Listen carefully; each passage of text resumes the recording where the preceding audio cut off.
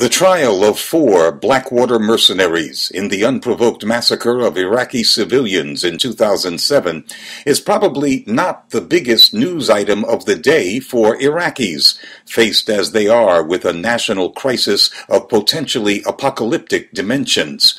However, the events unfolding in a Washington, D.C. federal court should be of critical interest to Americans, who will one day find themselves under the guns of mercenaries licensed to kill with impunity.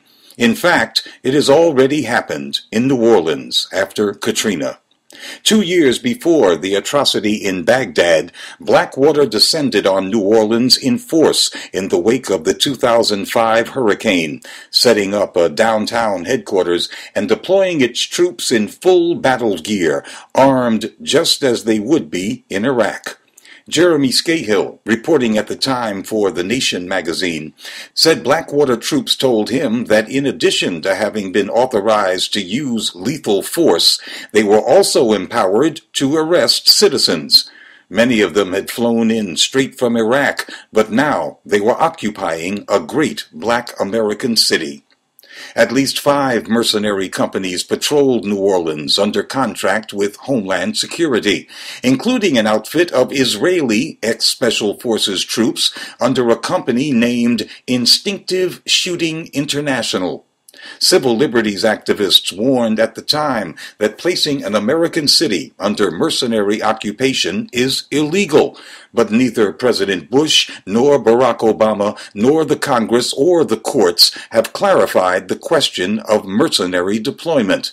Therefore, it is all but inevitable that legions of hired killers and instinctive shooters from around the world will once again be sent to U.S. cities, with consequences that will rival the carnage at Nisoor Square in Baghdad. Mercenaries have a long history in the United States. The granddaddy of them all, the Pinkerton National Detective Agency, founded in 1850, specialized in both raw thuggery and advanced intelligence-gathering techniques to make millions defending ruling class privileges and property. The Pinkertons broke scores of strikes and created the first national criminal database. The state of Ohio outlawed the Pinkertons in 1890, fearing it had become a private army or an independent militia. By that time, the Pinkertons were a larger force than the standing army of the United States. In 1999, after almost a century and a half of service to the rich and powerful, the Pinkerton Agency was sold to Securitas Security Services USA, which 6 years later took part in the Katrina occupation.